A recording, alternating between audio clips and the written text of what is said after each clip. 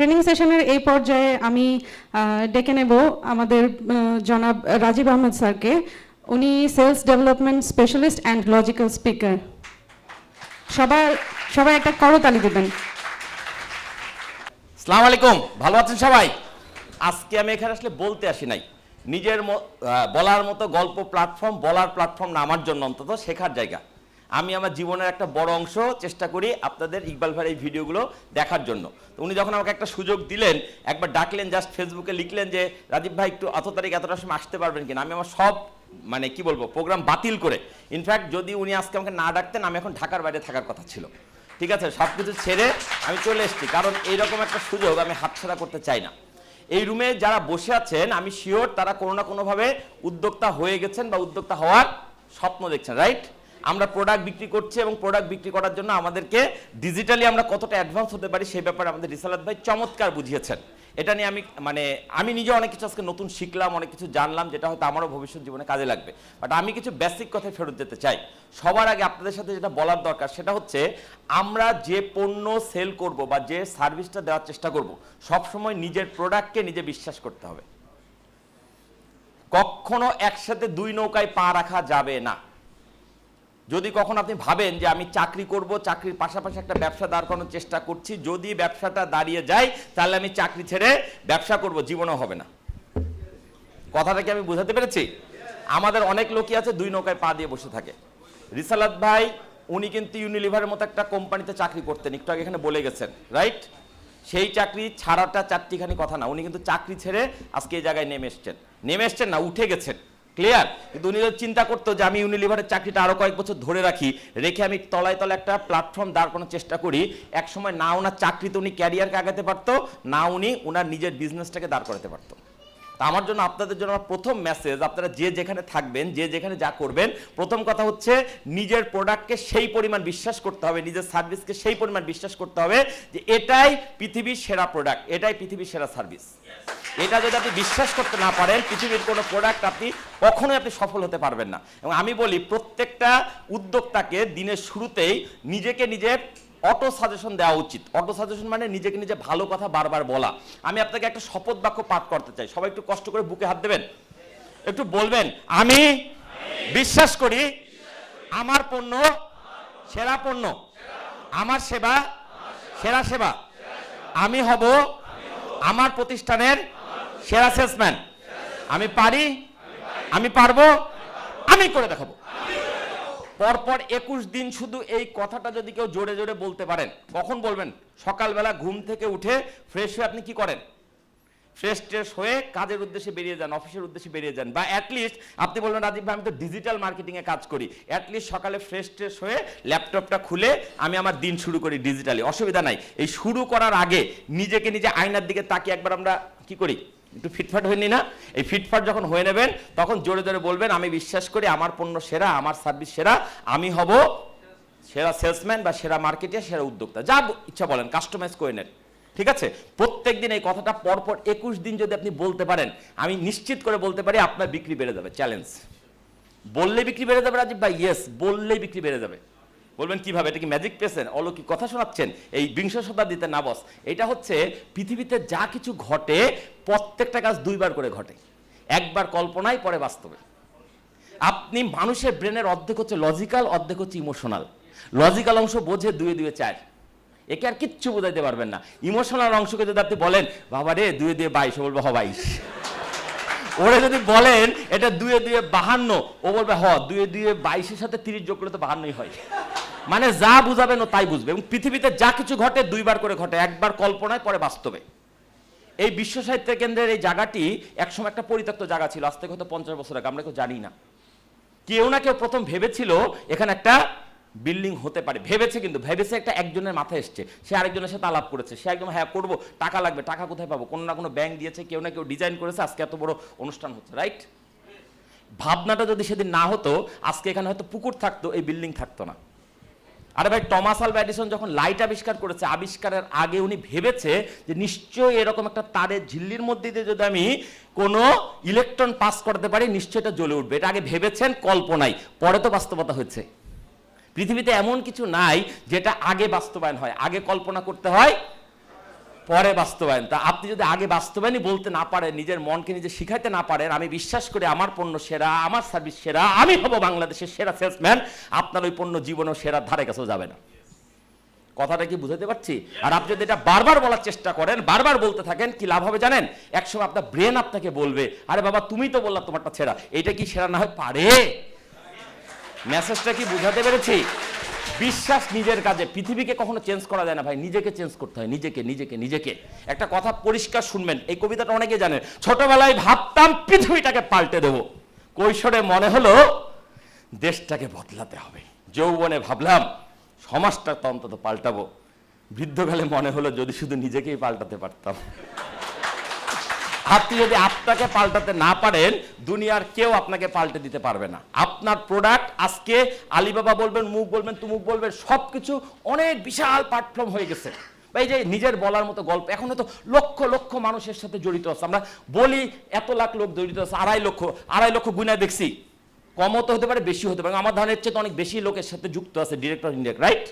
But এইটা একসময় ছিল ইকবাল ভাইয়ের মাথার ছোট্ট একটা কল্পনা। আচ্ছা, এখন একটা প্ল্যাটফর্ম করলে কি হয়? ডিজিটাল যুগ, যেখানে আজকাল মানুষজন অনেক কিছু আশা খুঁজে পাচ্ছে না, পথ খুঁজে পাচ্ছে না, আমি কথাগুলো বলা শুরু করি।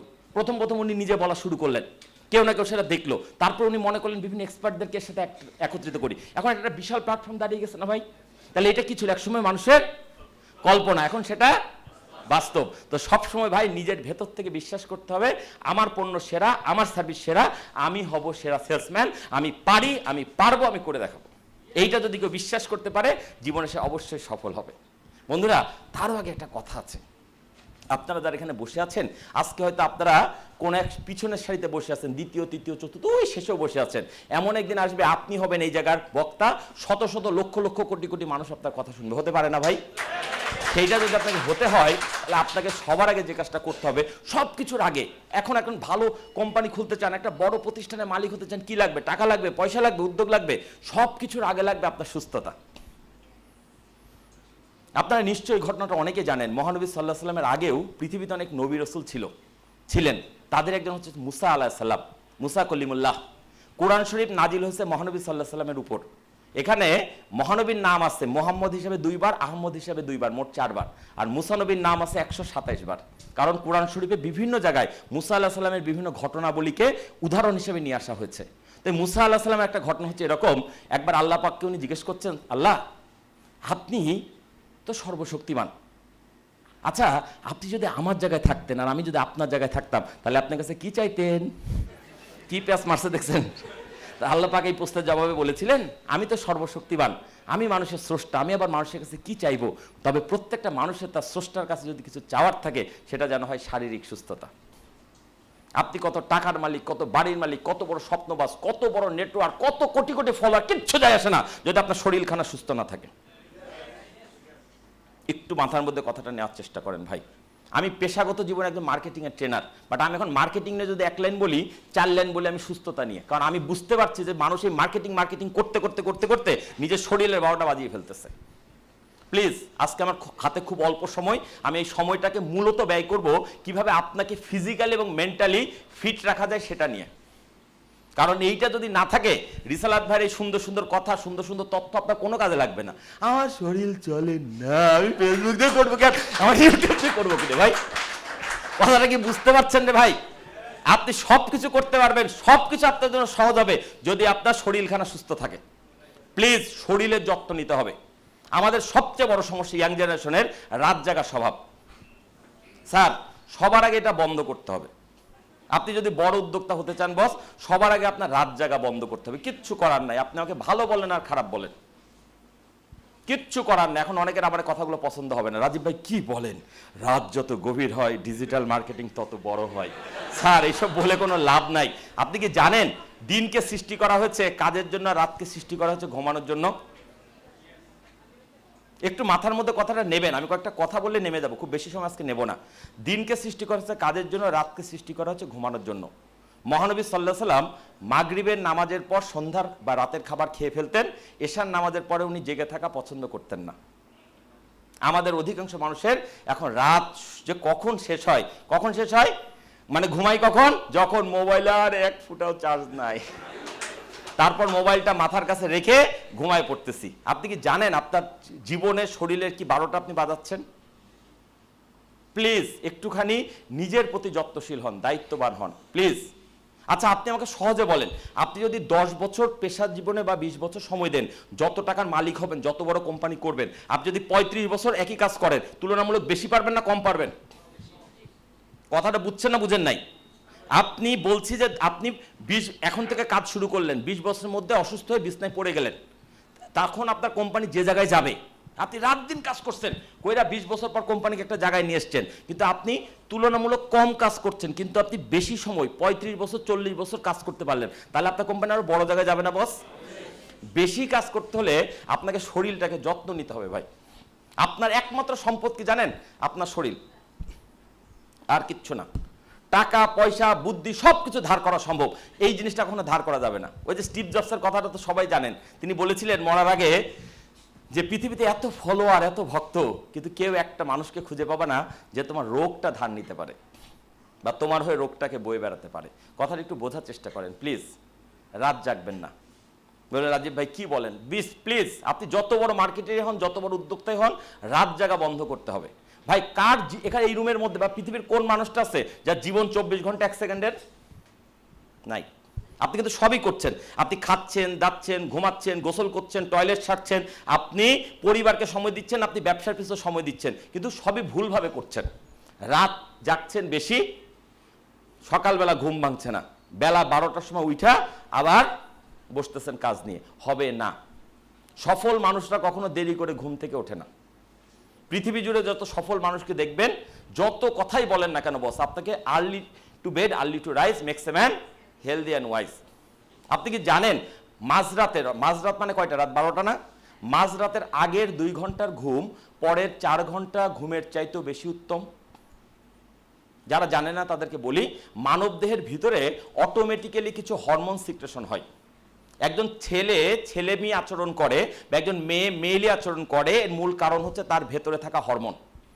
একজন ছেলে মেয়ের প্রতি আকৃষ্ট হয়, মেয়ে ছেলের প্রতি আকৃষ্ট হয়, সেটারও মূল কারণ হরমোন। হরমোন হচ্ছে আপনার আমার দেহের মূল নিয়ন্ত্রক। হরমোন জিনিসটা কি? বিভিন্ন রস। এটা তৈরি হয় কোথায়? নির্ধারিত গ্রন্থে। বেরোয় কোথায়? নির্ধারিত সময়ে। যায় কোথায়? রক্তে। এবং এটা যদি ছড়িয়ে না যায় তাহলে মানুষের স্বাভাবিকত্ব নষ্ট হয়ে যাবে। মানবদেহের কিছু গুরুত্বপূর্ণ হরমোন আছে যেটা নিঃসরণের জন্য 3টা শর্ত প্রযোজ্য। শর্ত নাম্বার 1, সময়টা হবে মধ্যরাত, মানে দিনের মধ্যে 24 ঘন্টার মধ্যে ওই হরমোনটা ওই সময় বেরোবে যখন কিনা পৃথিবীর আপনি যে অংশে আছেন সে অংশের মাঝরাত। কথাটা কি বোঝাতে পেরেছি? এবং সেটা বাংলাদেশ থাকলে একরকম হবে, আমেরিকা গেলে আরেক রকম হবে। সূর্যাস্তের মোটামুটি কত 5-6 ঘন্টা পরের সময়টাকে প্রকৃতির স্বাভাবিক নিয়মে ওখানকার মাঝরাত ধরে নেয়। তার মানে সোজা বাংলা কথা, রাত 12টার সময় ওই হরমোনটা নিঃসরণ হবে। শুধু শর্ত একটা বলেছি। 2 নম্বর শর্ত, শুধু ওই 12টা বাজলে হরমোন নিঃসরণ হবে না, ওই সময় ওই মানুষটিকে ঘুমিয়ে থাকতে হবে। এবং যেন তেন ঘুম না, মানে 11:59 বাজে রাজীব ভাই বলছে 12টায় হরমোন পড়বে, হবে না। আপনাকে অ্যাটলিস্ট 2 ঘন্টা আগে ঘুমাইতে হবে, যেন 12টা নাগাদ আপনি গভীর ঘুমে ঢুকে যান। কথাটা কি বুঝাতে পেরেছি? বলবেন রাজীব ভাই ঠিক আছে, 2টা শর্ত বুঝলাম, একটা হচ্ছে রাত 12টা হতে হবে, একটা হচ্ছে ওই সময় আমাকে ঘুমিয়ে থাকতে হবে, অর্থাৎ 10টার মধ্যে আপনি ঘুমাতে বলছেন। জি তাই বলছি। এখন আমি তো ঘুমাই গেলাম, আমার পাশে বসে আমার বউ জি বাংলা দেখছে, কি হবে রাজীব ভাই? তারও তো হবেই না, আপনারও হবে না। মানে যে জায়গাটায় মানুষটা ঘুমিয়ে থাকবে সেই জায়গাটা অন্ধকার থাকতে হবে। এই 3টা শর্ত যদি পূরণ না করতে পারেন তাহলে আপনার শরীরে ওই দিনের জন্য বিশেষ বিশেষ হরমোন নিঃসরণ বন্ধ হয়ে যাবে। কথাটা ভালো করে শোনেন, কথাটা শেষ করি ভাই, এখনো শেষ করি নাই। বলবেন রাজীব ভাই আজকে 20 বছর 30 বছর ধরে রাত জাগি, কই কিছুই তো টের পাচ্ছি না। বস বাইরে টের পাবেন না, ভিতরটা ঝাঁঝরা হয়ে গেছে। আপনি একটু খেয়াল করে দেখেন, আপনার আত্মীয় স্বজন বন্ধু বান্ধবের মধ্যে নিঃসন্তান দম্পতির সংখ্যা বেড়ে গেছে। আপনি একটু খোঁজ নিয়ে রাখেন, বাংলাদেশে এখন প্রতিবন্ধী বাচ্চার সংখ্যা বেড়ে গেছে। রাস্তার পাশে মানে পরিত্যক্ত কুত্তি, যার একবেলা খেলে আরেক বেলা খাওয়ার নিশ্চয়তা নাই, সেও 4টা সুস্থ বাচ্চা পয়দা করে। আর মানুষের জন্য এত হাসপাতাল, এত ডাক্তার, এত চিকিৎসা ব্যবস্থা, সেই মানুষের পেট থেকে প্রতিবন্ধী বাচ্চা বের হয় কেমনে? কোন ডাক্তারের কাছে যান, ডাক্তার বলবে এটা আপনার ভাগ্যে ছিল হয়েছে। না, ভাগ্য এখানে ফ্যাক্টর না। ফ্যাক্টর হচ্ছে ওই বাবা এবং মা তার এই বিয়ে হওয়ার আগে তারা রাতের পর রাত জেগে তারা প্রেম করেছে, প্রীতি করেছে, উমুক করেছে, তুমুক করেছে। অ্যাজ এ রেজাল্ট দীর্ঘদিন তাদের শরীরের মধ্যে ক্রমাগতভাবে ওই হরমোনগুলো নির্ধারিত সময় নিঃসরণ হয়নি। অ্যাজ এ রেজাল্ট এই মানুষগুলোর শরীরটার ভেতর ঝাঁঝরা হয়ে গেছে। তার পেট থেকে হয় বাচ্চা বেরোবে না, আর বেরোলে সেটা প্রতিবন্ধী হবে। আমার কথাগুলো আজকে যারা বিশ্বাস করছেন না তারা ভবিষ্যতে প্রস্তুতি নিন। যদি আপনি এখনো রাত জাগা অব্যাহত রাখেন, স্যার ভবিষ্যতে বাবা মা হতে পারবেন কিনা সন্দেহ আছে। উদ্যোক্তা হতে পারবেন, কোটি টাকার মালিক হতে পারবেন, কোটি টাকার মালিক হতে পারবেন, কোটি কোটি টাকার মালিক হতে পারবেন। বাবা মা হওয়া হবে না আপনার জীবন, আপনি বিশ্বাস করেন আর না করেন। একটা প্রতিবন্ধী বাচ্চা মানে কি জিনিস বোঝেন? যে তরুণরা বসে আছেন রাত জাগেন, তাদের জন্য একদম পরিষ্কার ভাষায় বলে দেই ভাই, যদি রাত জাগাটা অব্যাহত রাখেন ভবিষ্যতে বাবা হতে অন্যের সাহায্য নেওয়া লাগবে। খুব খারাপ কথা বলে ফেললাম, এর চাইতে বাজে কথা আমার বলার মতো আর কোনো উপায় নাই, কোনো সুযোগও নাই। প্লিজ দয়া করে রাত জাগবেন না। আমি যে কথাগুলো বলছি আপনারা বলবেন রাজীব ভাই এর সাথে সেলসের কি সম্পর্ক, উদ্যোক্তা হওয়ার কি সম্পর্ক? বিশাল সম্পর্ক। কারণ আপনি কি একদিনের জন্য উদ্যোক্তা হতে চান, নাকি অনেক লম্বা সময়ের জন্য হতে চান, নাকি চান আপনি যে প্রতিষ্ঠান গড়ে তুলবেন সেই প্রতিষ্ঠানকে আপনি দীর্ঘদিন নেতৃত্ব দেবেন, একসময় আপনার সন্তান নেতৃত্ব দেবে তারপরে? এইগুলো কি চিন্তা করেছেন কেউ? যদি আমার কথাগুলো বুঝতে পারেন তাহলে ভবিষ্যতের জন্য আপনি প্রস্তুতি নিতে পারবেন। প্লিজ দয়া করে রাত জাগা বন্ধ করুন, মাঝরাতের আগে ঘুমাতে যান। কিভাবে পারবেন, কিভাবে হবে আমি জানি না, কিন্তু আপনাকে এটা করতে হবে যদি আপনি সুস্থ জীবন চান, ভবিষ্যৎকে সুন্দর করতে চান। আপনি কত টাকার মালিক হবেন সেটা আমি জানি না, কিন্তু আমার এই কথা শুনলে আপনি লম্বা সময় ধরে অনেক বড় কিছু করতে পারবেন। সকালবেলা ঘুম থেকে উঠতে হবে, উঠতেই হবে ফজরের নামাজের আগে। যারা মুসলিম নামাজ পড়বেন, অন্য ধর্মের সনাতন ধর্মের আছেন পূজা অর্চনা করবেন, but early to bed early to rise, এর কোনো বিকল্প নাই। মানব দেহকে সুস্থ রাখতে 6টা প্রাকৃতিক ডাক্তারই যথেষ্ট। যদি কেউ এই 6টা ডাক্তারকে ফলো করে, তার পৃথিবীর কোনো ডাক্তার তাকে ছুতে পারবে না, চ্যালেঞ্জ। আমার এই কথাগুলো শোনার পর আপনার প্রথম যে লাভটা হবে কি জানেন? আপনার ইনকাম কালকে থেকে বেড়ে যাবে।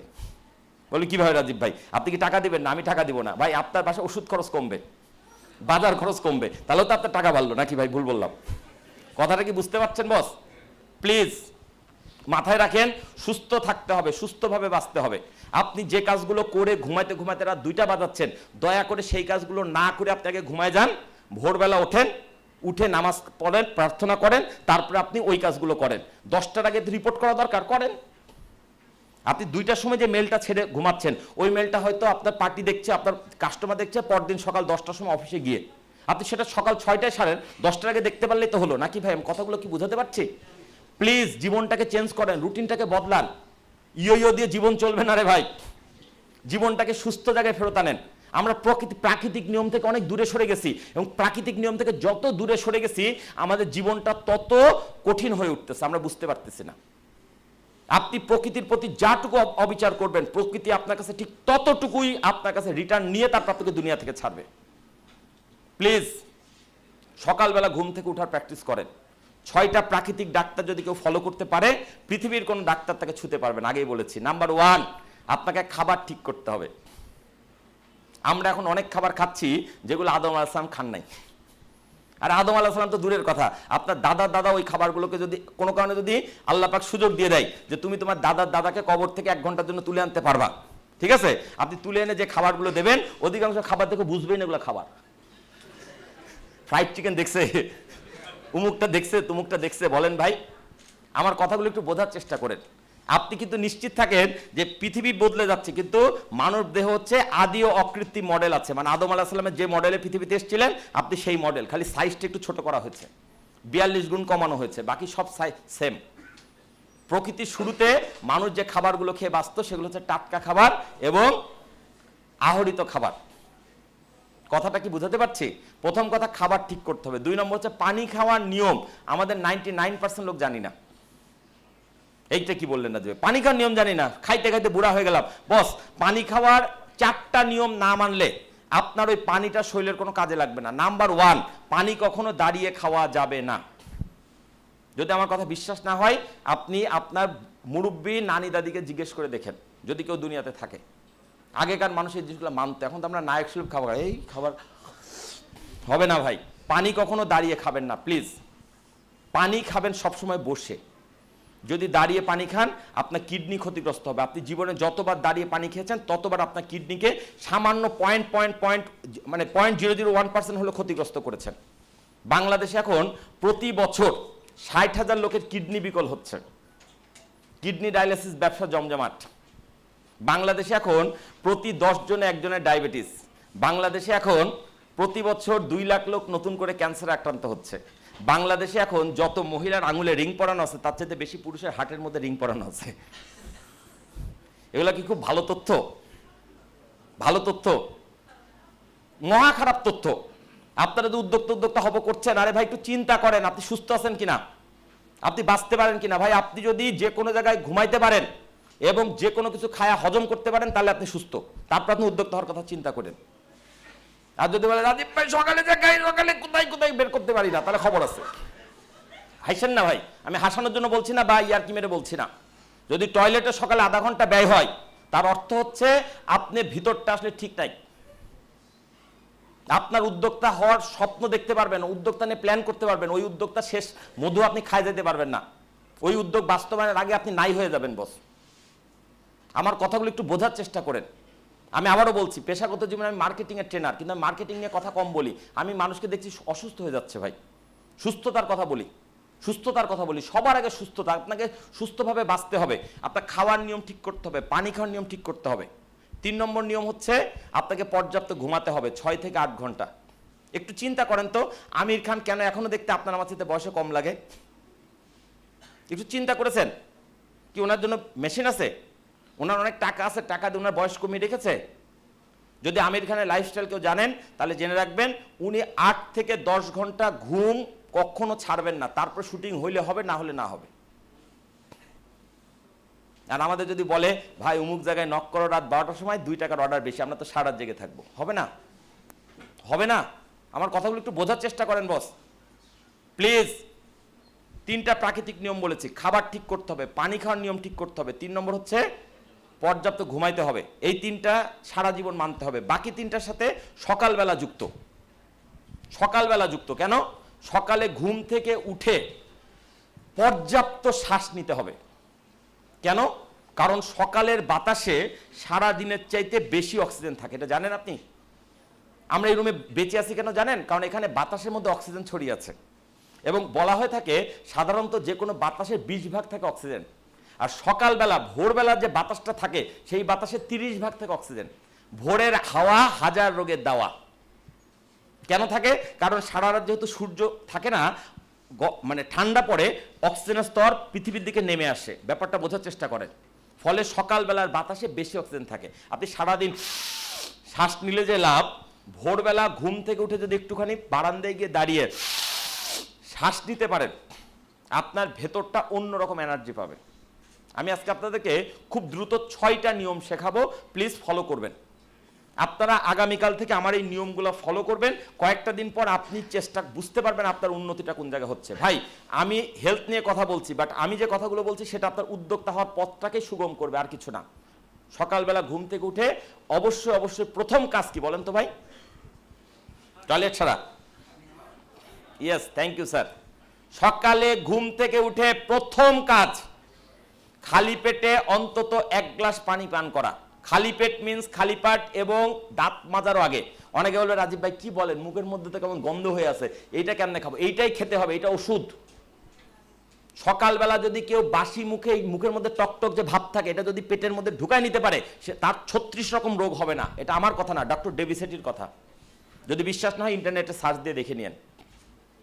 কথাটা কি বুঝাতে পারছি? আমরা তো অনেক সময় জানি না, আমরা কি করি, বাচ্চা ঘুম থেকে বাবু আগে দাঁত মাজো পরে খাওয়া। আপনি কি জানেন মুখের মধ্যে যে টকটক ভাব, এটা হচ্ছে ক্ষার। এই ক্ষারটা হচ্ছে আপনার শরীরের মধ্যে এই মুহূর্তে যেসব রোগ বালায় ইঙ্গিত লক্ষণ বোঝা যাচ্ছে, শরীর ওইটাকে প্রতিহত করার জন্য যে যে উপাদান দরকার সেগুলোকে মুখের মধ্যে রেডি করছে সারা রাত থেকে। আপনার কাজ হচ্ছে 1 গ্লাস পানি দিয়ে ওটাকে ভিতরে গিলে ফেলা। আর আমরা প্রথমে উঠেই হবে না। সকালে ঘুম থেকে উঠে যখন উঠবেন, প্রথম কথা সকালে উঠতে বলছি, যদি নাও পারেন কালকে থেকে প্রথম কাজ, যদি আপনি বেলা 12টার সময় ঘুম থেকে ওঠেন, ঘুম থেকে ওঠার পর প্রথম কাজ 1 গ্লাস পানি পান করা। সম্ভব হলে পানিটা যেন হালকা কুসুম গরম পানি হয় অথবা নর্মাল টেম্পারেচার পানি হয়। কোনো অবস্থাতে ঠান্ডা পানি খাবেন না। যারা খেয়েছেন গতকাল পর্যন্ত ভুলে যান। সফল উদ্যোক্তা হতে হলে বস আপনাকে সবার আগে ঠান্ডা পানি খাওয়া ছাড়তে হবে। হালকা কুসুম গরম পানি খাবেন, খুব ভালো হয় যদি পানির মধ্যে একটা লেবু চিপে খেতে পারেন। খুব ভালো হয় যদি লেবু পানির সাথে 1 চা চামচ মধু মিশিয়ে খেতে পারেন। খুব ভালো হয় যদি এটার পাশাপাশি 1 টুকরা আদা চিবিয়ে খেতে পারেন। খুব ভালো হয় যদি আগের রাতে ভিজিয়ে রাখা 1 মুঠো কাঁচা ছোলা সকালবেলা খেতে পারেন। আমি বলি 4টা খাবার প্রত্যেকটা মানুষের সকালবেলা খাওয়া উচিত, সে অনেকগুলো রোগ থেকে বেঁচে যাবে। নাম্বার 1 কাঁচা ছোলা, নাম্বার 2 মধু, নাম্বার 3 কালো জিরা, নাম্বার 4 হচ্ছে আদার রস। আপনার ভেতরে কি রোগ আছে আপনি জানেন না, 4টা খাবার খেতে থাকেন, আস্তে আস্তে আপনার রোগের হাত থেকে আপনি বেরিয়ে আসবেন ইনশাল্লাহ। মেডিকেল সায়েন্সের দুর্বলতা কি জানেন? রোগটা শুরুতে ধরতে পারে না, কারণ শুরুতে তো আপনি জানি না। যখন আপনি ডাক্তারের কাছে যান অনেক দিন পরে, যে ডাক্তার সাহেব আর পেটের ভিতর পিন পিন করতে করতে ব্যথাটা এখন আর সহ্য করতে পারছি না, ডাক্তার তখন চেক করে বলে হাই হাই আপনার কিডনি তো 40% নাই। আমার কথাটা কি বুঝাতে পেরেছি? মেসেজটা কি ক্লিয়ার? যদি আপনি সত্যি সুস্থ থাকতে চান তাহলে রোগ হওয়ার আগে রোগকে প্রতিরোধ করেন। সকালে উঠে কালো জিরা খান, কারণ আল্লাহর নবী বলে গেছেন মৃত্যু ব্যতীত সকল রোগের মহা ঔষধ কালো জিরা। আপনি সকালে উঠে 1 মুঠি কাঁচা ছোলা ভিজানো, আগের রাতে পানিতে ভিজিয়ে রাখা কাঁচা ছোলা খান। আপনি 1 চামচ মধু খান, একটু আদার রস খান। ক্লিয়ার? সকালবেলা ঘুম থেকে উঠে প্রথম কাজ 1 গ্লাস থেকে 4 গ্লাস পরিমাণ পানি পান করা, সর্বোচ্চ 4 গ্লাস। তবে প্রথম দিনই চেষ্টা করেন না, যারা জীবনে এই কাজটি করেন না, প্রথম দিন 4 গ্লাস পানি খেলে বমি হয়ে যাবে। প্রথমে 1 গ্লাস, তারপর 2 গ্লাস, তারপর 3 গ্লাস, সর্বোচ্চ 4 গ্লাস। ক্লিয়ার? তারপরে কি করবেন? টয়লেটে যাবেন, টয়লেট সারলেন, অজু করলেন, নামাজ পড়লেন বা প্রার্থনা শেষ করে নিলেন, নিয়ে এবার আপনি চেষ্টা করবেন বাসা থেকে বেরিয়ে যেতে ভোরবেলা। যদি বাসার সামনে পার্ক থাকে বা কোনো খোলা মাঠ থাকে সেখানে চলে যান। যদি বলেন রাজীব ভাই ওরকম কোনো মাঠ নাই, আপনার বাড়ির কি ছাদ আছে? ছাদে চলে যান। যদি বলেন রাজীব ভাই ছাদ নাই, অ্যাটলিস্ট বারান্দায় চলে যান, গিয়ে নাকটা বাইর করে দেন, শ্বাস নেন প্রাণ খুলে। আপনি খেয়াল করে দেখেন সারাদিনের যে কোনো বাতাসের চাইতে সকালবেলার বাতাসটা একটা অন্যরকম প্রশান্তিময়। বলবেন রাজীব ভাই সূর্যোদয় তো দেখিনি অনেক বছর, হবে না। সফল উদ্যোক্তা হতে হলে বস সকালবেলা উঠার প্র্যাকটিস করতে হবে।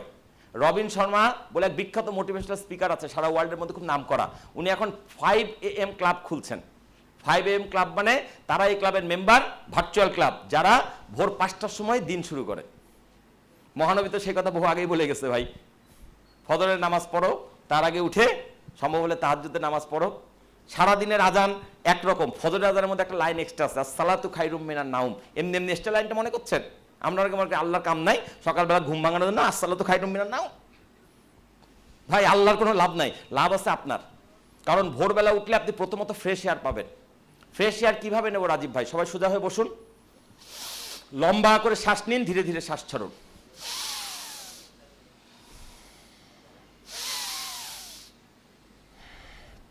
এটা হলো 1 ক। 1 ক হচ্ছে নাক দিয়ে শ্বাস নেওয়া, সঙ্গে সঙ্গে নাক দিয়ে শ্বাসটা ছেড়ে দেওয়া। তবে মনে রাখবেন নিতে যে গতিতে নেবেন ছাড়বেন তার চাইতে সামান্য ধীরে। এটা হলো 1 ক। তাহলে 1 খ আছে। 1 খ হচ্ছে নাক দিয়ে নেবেন, 2 সেকেন্ড আটকায় রাখবেন, তারপর নাক দিয়ে ছাড়বেন। ব্যাপারটা এরকম।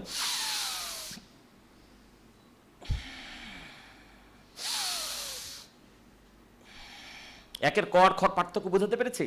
1 ক হচ্ছে শ্বাস নিয়ে সঙ্গে সঙ্গে ছাড়ার প্রক্রিয়া শুরু করে দেওয়া, আর 1 খ হচ্ছে শ্বাস নিয়ে কিছুক্ষণ আটকে রেখে 2 সেকেন্ড, বেশি না 2 সেকেন্ড আটকে রেখে আস্তে আস্তে ছেড়ে দেওয়া। 1 ক খ পেয়ে গেলেন। এবার হচ্ছে 2 ক। নাক দিয়ে নেবেন, মুখ দিয়ে ছাড়বেন। করেন।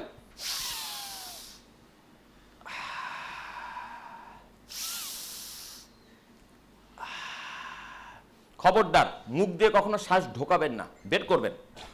কেন? কারণ নাক দিয়ে যেমন শ্বাস নেওয়া যায় মুখ দিয়েও শ্বাস নেওয়া যায়, কিন্তু নেবেন না। কেন? কারণ নাকের মধ্যে কিছু লোম আছে। আপনি যখন বাতাসটা নিচ্ছেন ধুলোবালিগুলা এই নাকের লোমের মধ্যে আটকায় যায়। নাকের মধ্যে সর্দি থাকে, সর্দির উদ্দেশ্য হচ্ছে এই আঠালো সর্দি, যেটা কাজ হচ্ছে ধুলোবালিগুলোকে বা ময়লা সূক্ষ্ম ময়লাগুলোকে টেনে ধরে ফেলা। তারপর একটা নেট আছে, একটা পর্দা আছে, সেই পর্দার ভিতর দিয়ে বাতাসটা পরিশোধিত হয়ে ফুসফুসে পৌঁছায়। আর আপনি যদি মুখ দিয়ে শ্বাস নেন তাহলে এইসব ধুলোবালি কেউ ঠেকাবে না, ধুলোবালি সহ ফুসফুসে যাবে। এই কারণে মুখ দিয়ে শ্বাস ছাড়া যাবে, কিন্তু মুখ দিয়ে শ্বাস কখনো নেওয়া যাবে না। ক্লিয়ার? 2 ক বলেছি। 2 খ কি হবে তাহলে? ওই 1 খ এর মতো। নাক দিয়ে নেবেন, 2 সেকেন্ড আটকায় রাখবেন, মুখ দিয়ে ছাড়বেন। একবার প্র্যাকটিস হয়ে যাক।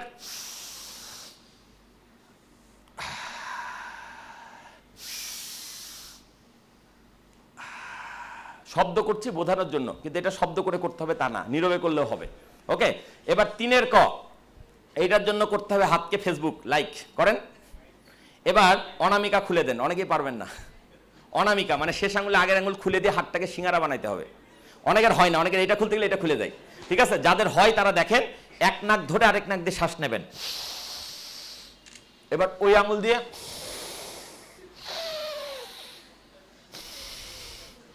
অনেকে বলতে পারেন রাজীব ভাই এইটাই যদি করতে হয় তাহলে এই দুটো আঙুল করতে হবে কেন? আমি তো এই আঙুল আর এই আঙুল দিয়ে করতে পারি, এই আঙুল আর এই আঙুল দিয়ে করতে পারি। পারেন, কিন্তু যদি আপনি এই আঙুল এইভাবে সাজাইতে পারেন তাহলে আপনি এইভাবেই করবেন, না পারলে যে কোনো আঙুল ব্যবহার করবেন। প্রশ্ন হচ্ছে কেন? গৌতম বুদ্ধের নাম শুনেছেন কেউ? বৌদ্ধ ধর্মের প্রতিষ্ঠাতা গৌতম বুদ্ধ, মহামতি বুদ্ধ, তিনি ধ্যান চর্চার সর্বোচ্চ পর্যায়ে গিয়েছিলেন এবং উনি প্রত্যেকটা ব্যায়াম যতভাবে করা সম্ভব ততভাবে নিজের জীবনে ইমপ্লিমেন্ট করেছেন। করার পর প্রত্যেকটা ব্যায়ামের কোনো একটা গ্রামারকে উনি ফিক্সড করে দিয়েছেন। ওনার শিষ্যদেরকে বলেছেন এই ব্যায়ামটা করলে তোমরা শুধু এইভাবে করবা, অন্যভাবে করবা না। আমার কথাটা কি বুঝতে পেরেছেন? তা উনি ধ্যান চর্চা করে উনি বের করেছেন নাসায়ন, এইটার নাম হচ্ছে নাসায়ন। এই নাসায়নটার জন্য this is the right angle, why I don't know. কিন্তু আমি বিশ্বাস করি গৌতম বুদ্ধ ফালতু লোক না, এমনি এমনি বলবেন না। যেটা বলেছেন তার পিছনে অনেক রিসার্চ, অনেক গবেষণা ছিল। ক্লিয়ার? কিন্তু যদি রাজীব ভাই আমার আঙুল খোলেন আমি করবো কি, তাহলে ভাই যে আঙুল ইচ্ছে করেন, কিন্তু এক নাক ধরে প্রথম 4টা ব্যায়াম, 1 ক খ 2 ক খ করলাম আমার ভেতরটাকে অক্সিজেনে পূরণ করার জন্য। আপনি কি বুঝেছেন? আর শেষের ব্যায়ামটা করছি আমার ব্রেনকে অক্সিজেন দেওয়ার জন্য। যদি আপনি এইভাবে টানলেই বাতাসটা ব্রেনে যায় না, ওটা কিন্তু ঘুরে ফুসফুসে যায়, ফুসফুস থেকে আবার ব্রেনে যায়। কিন্তু আপনি যখন বারবার চিন্তা করছেন এই বাতাসটা আমার ব্রেনের জন্য নিচ্ছি, তখন এইটা যখন ফুসফুসে যাবে, মন বলে তো একটা জিনিস আছে মানুষের, মন তখন বলবে এই বাতাসটা তো ব্রেনের জন্য, ওই অক্সিজেনটা ব্রেনে চলে যাবে। মানুষের ব্রেনে যত বেশি অক্সিজেন যাবে সেই মানুষটা তত বেশি ক্রিয়েটিভ হবে, তত বেশি ইফেক্টিভ হবে, তত বেশি প্রোঅ্যাক্টিভ হবে, তত বেশি কাজ করতে পারবে। নতুন আইডিয়া নিতে চান, মার্কেটে বেশি কাজ করতে চান, বড় উদ্যোক্তা হতে চান, ব্রেনের মধ্যে বেশি করে অক্সিজেন ঢুকান, আর কিছু লাগবে না ভাই। কথাটা বুঝতে পারছেন না পারেন নাই? আমি যে কথাগুলো বলছি, যদি আমার এই কথাগুলোর ক্ষুদ্রাংশ আপনারা জীবনে ইমপ্লিমেন্ট করতে পারেন, আপনাদের উদ্যোক্তা হওয়া ঠেকাই কে?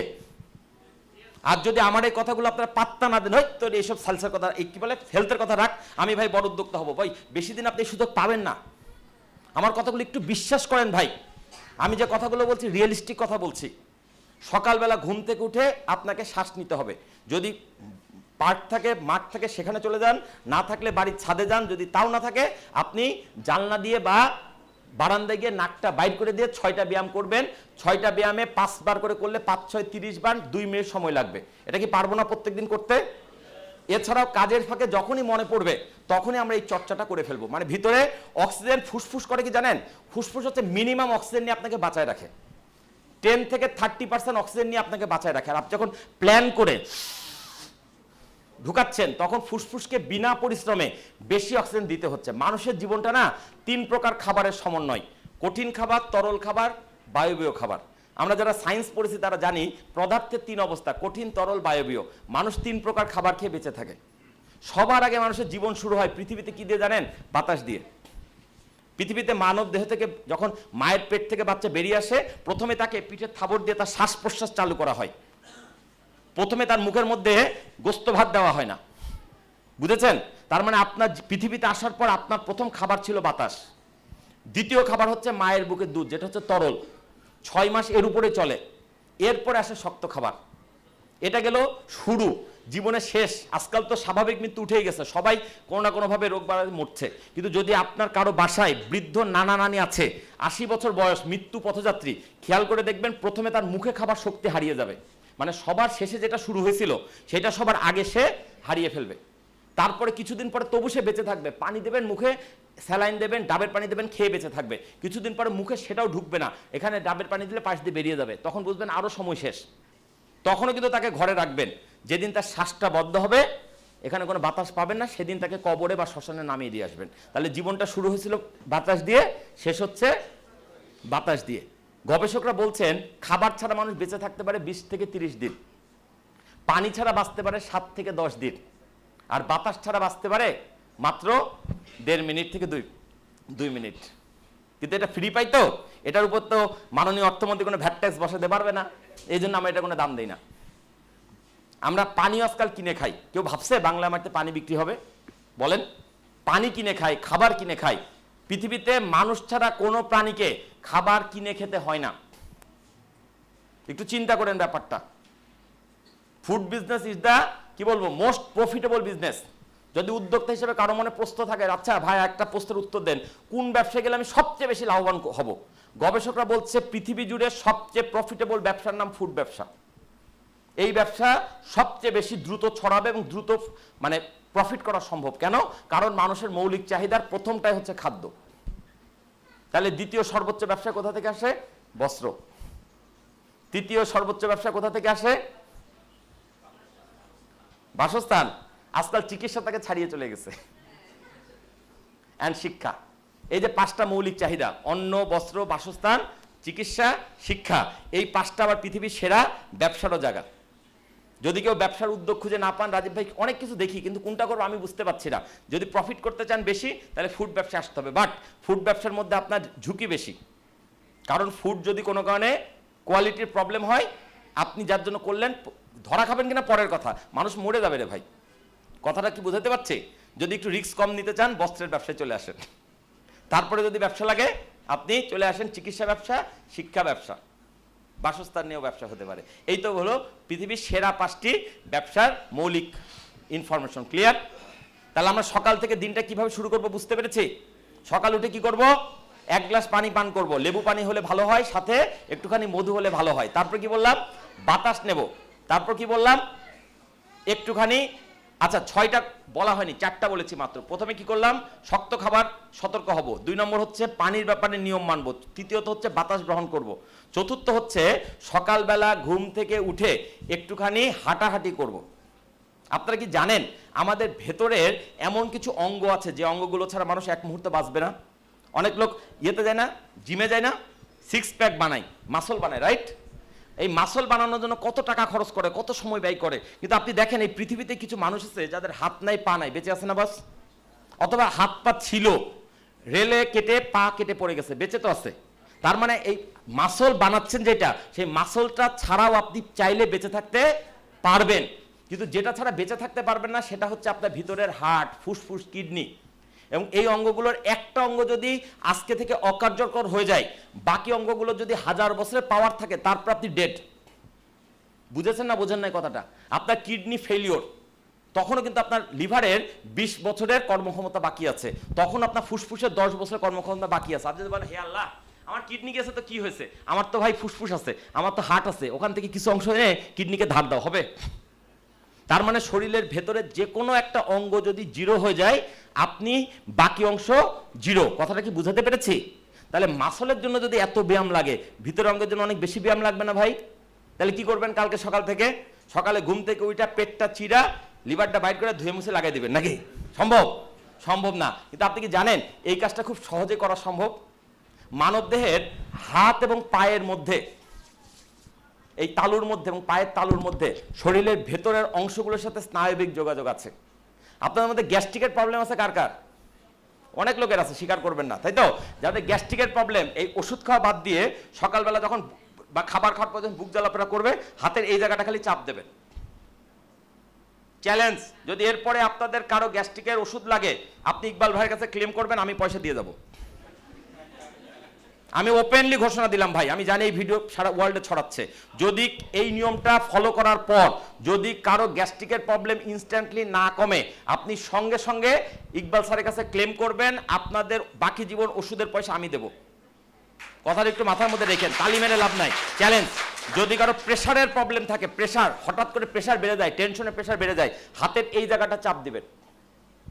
এটাকে আমি যেগুলো এখন শেখাচ্ছি এটা হচ্ছে আকু প্রেশার, আকু পাংচার না, আকু পাংচার হচ্ছে সুই ফোটানো, আকু প্রেশার।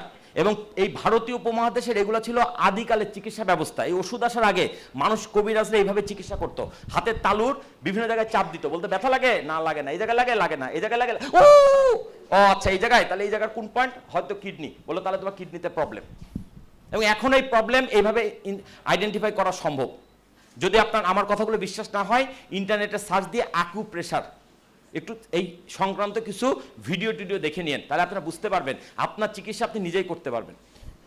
আমার মেসেজগুলো কি ক্লিয়ার হচ্ছে? তাহলে দিনের মধ্যে কয়েকবার যদি হাতের তালুতে আর পায়ের তালুতে চাপ দেওয়া যায়, তাহলে কি ঘটবে? ভেতরের অঙ্গগুলোর ব্যায়াম হবে। আমার কথাটা কি বুঝেছেন না বোঝেন নাই? মেসেজ কি ক্লিয়ার? তাহলে এখন এই যে বারবার হাততালি দিতে বলা হচ্ছিল, আমি দেখছি অনেকে কষ্ট করে হাততালি দিচ্ছে।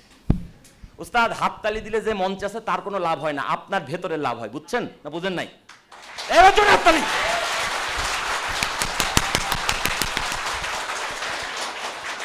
এইবার তালিটা হ্যাঁ নিজের জন্য দিয়েছি, তাই না ভাই? দিনের মধ্যে কয়েকবার কারণে তালি দেবেন, অকারণে তালি দিবেন। আচ্ছা, আপনাদের মধ্যে কেউ কি আছেন স্কাউট করেছেন? স্কাউটে একটা তালি ছিল, 1 2 1 2 3 1 2 1 2 3 1 2 1 2 3, তিনবার দিয়ে ছেড়ে দাও, তিনবার দিয়ে ছেড়ে দাও, এর বেশি না। আমি দেখতে চাই আমার এই ট্রেনিং আপনাদের কাজে লেগেছে কিনা। প্রমাণ হবে কিভাবে? আমি যাই বলবো রেডি 1 2 3 শুরু করে দাঁড়ান দাঁড়ান, তিনবার দেবেন, তিনবারের পরে একটা তালিও অতিরিক্ত পড়বে না। ক্লিয়ার? যদি পড়ে আবার করাবো, এবং যতক্ষণ আপনারা এটা ঠিক না করবেন ততক্ষণ আমি মঞ্চ ছাড়বো না। অনুষ্ঠান কি হয়েছে না হোক না হোক, আমাকে যদি মঞ্চ থেকে নামাইতে হয় তাহলে আমার তালি আগে ঠিক করে দিতে হবে, তারপর আমি নামবো। কথাটা কি ক্লিয়ার? ওকে, আচ্ছা শুরু করেন। রেডি 1 2 3।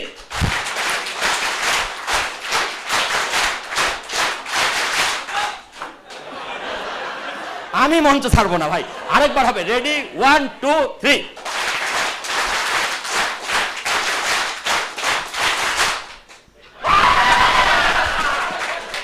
আমরা সব পারি। একবারের ট্রেনিং এ যদি এতটুকু উন্নতি হয় তাহলে সারা দিনের ট্রেনিং অনেক উন্নতি হবে না ভাই? আচ্ছা শেষ করব। শেষ করার আগে আমরা কেউ 3 ইডিয়ট দেখেছি? 3 ইডিয়টসে আমির খান ঝামেলা হলে কি বলে? আলিজেল আলিজেল আলিজেল, মানে এটা স্টাইল করে বলে আলিজেল। আসলে সহজ বাংলা হচ্ছে, উচ্চ ইংরেজি শব্দটা হচ্ছে অল ইজ ওয়েল, যার বাংলা হচ্ছে সবকিছু ঠিকঠাক। ঠিক আছে? এবং সিনেমার মেসেজটা হচ্ছে যদি সকল পরিস্থিতি তোমার প্রতিকূলে চলে যায়, যখন কোনো কিছু তোমার কন্ট্রোলে নাই, তখনও যদি তুমি তোমার হৃদয়কে বলতে পারো সবকিছু ঠিকঠাক, তাহলে পরিস্থিতি যত জটিলই হোক সেটা ঠিক হয়ে যাবে। ক্লিয়ার? আপনারা উদ্যোক্তা হতে এসছেন, অনেক সমস্যা পাবেন, অনেক ঝামেলা পাবেন। যখনই কোনো জটিলতা তৈরি হবে আমির খানের মতো বলবেন। এইভাবে বললে হবে না, সবাইকে একটু উঠে দাঁড়াতে বলবো। এবার আমি দাঁড়ান, আমি বলে দেই, সেভাবে করবেন। রেডি 1 2 3 বলে এইভাবে করবেন। All is well.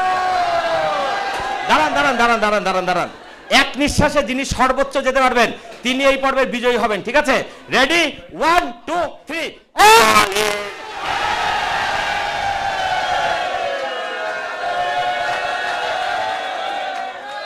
Thank you very much, thank you very much, thank you very much. আপনারা সাফল্যের সাথে আমার এই নির্দেশনা ফলো করার জন্য ধন্যবাদ। এখন আমার মন চাচ্ছে আপনাদের সবার কাছে কাছে গিয়ে বলি ভাই ওয়েল ডান ওয়েল ডান, কিন্তু এতজনকে তো এক এক করে বলা সম্ভব না। ঠিক আছে? তারপর আবার এখানে কিছু বোন বসে আছেন, হাত দিলে মাইন্ড করে, অত সবাই ডান হাত উপরে তোলেন, গলার সামনে এখানে নেন, এবার বলেন সাবাস সাবাস। এটাই হচ্ছে আমার হাত। ঠিক আছে? থ্যাংক ইউ ভেরি মাচ, ভালো থাকবেন।